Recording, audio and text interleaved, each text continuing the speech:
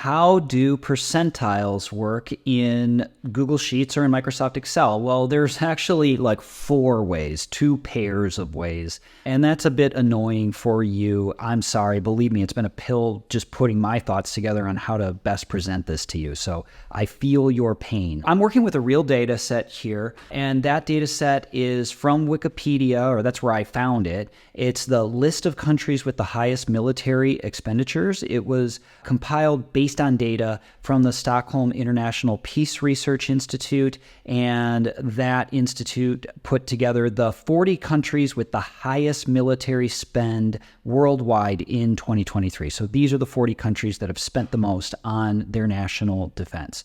And there's 2 different ways of looking at this. There's like raw spend, like how many US dollars did they spend? And then there's what percentage of their total economic national output are they allocating to national defense? Those are 2 different kinds of questions. For our purposes, we are going to look at the raw spend. And notice I'm using the word raw. That's going to come up in just a bit here. Okay, cool.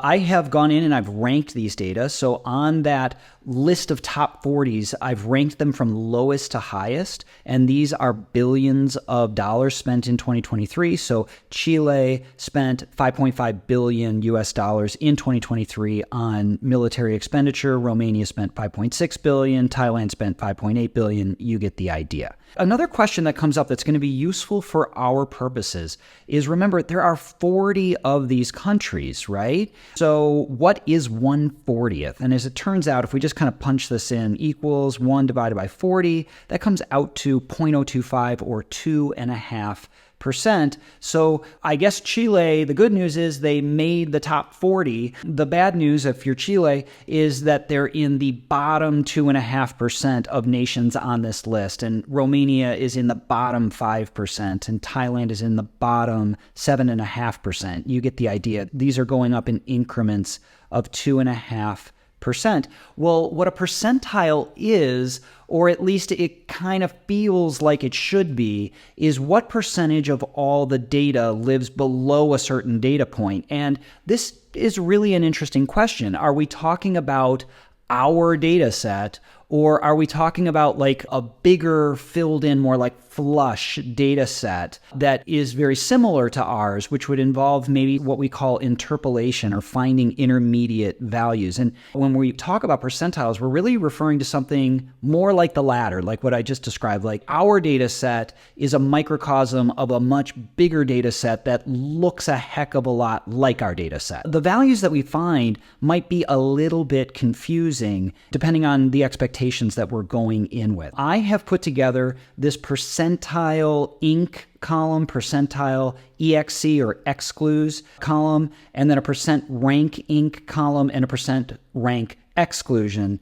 column, and we'll walk through what each of these mean. First of all, the percentile inclusion or exclusion. What's inclusion or exclusion all about? Well, here's the simplest way of putting it, is that when you use .inc or you use INC, what you're saying is, imagine I'm dealing with a much bigger data set than mine, but my bottom is really the bottom, and my top is really the top.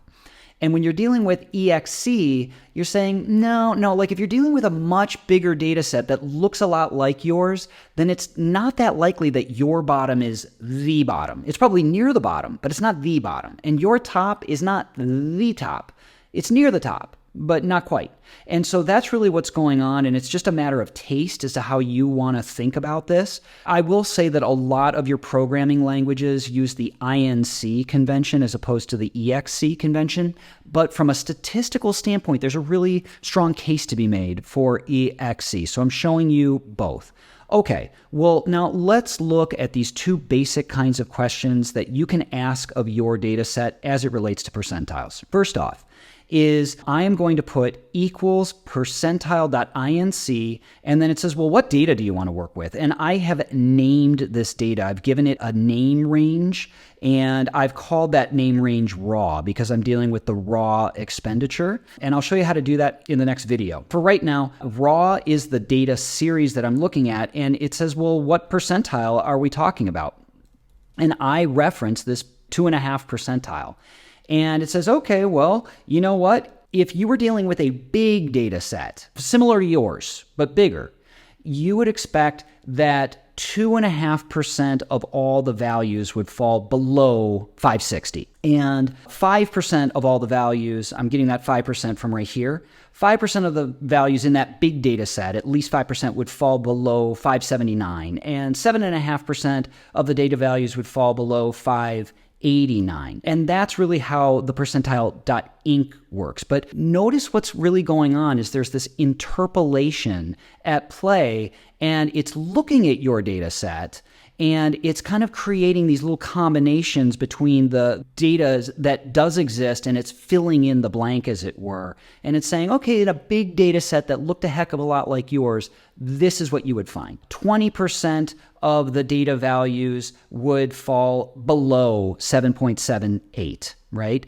And the .exc convention, you are once again saying exclude the lowest value and the highest value from your data, and that kind of changes things up in terms of the values you would expect to get. The other way you can ask this question, and it's a very important way, by the way, is, well, supposing I got a value like 5.5, what percentage of the data would fall below the data point that I'm specifying? So 5.5, or what percentage of the data would fall below 5.9?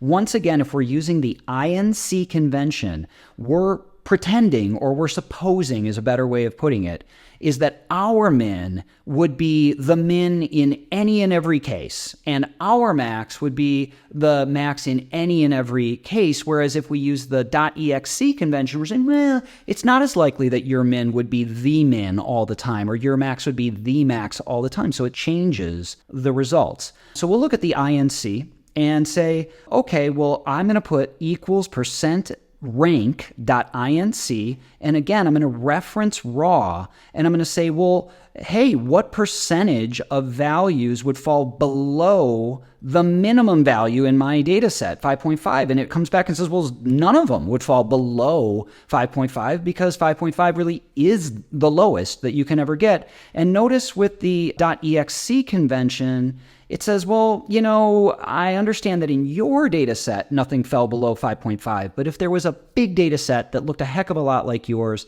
you would expect that at least 2.4% of all the data would fall below 5.5. And similarly, this is the way that we want to read. This is it. If you're thinking about like how somebody, say, scores on an SAT, and they say, oh, I got a 1320 on the SAT, and because I got a 1320, that put me in the 93rd percentile. They're working with this percent rank. They're putting in a value, they're putting in a score, and they're saying what percentile, what percentage of values did my score come in above? So that's how percent rank works. It's actually quite a bit more subtle than you would think. It takes a while to wrap your mind around, and you do need this function when you are going to work with quantiles, which is what we're going to visit next.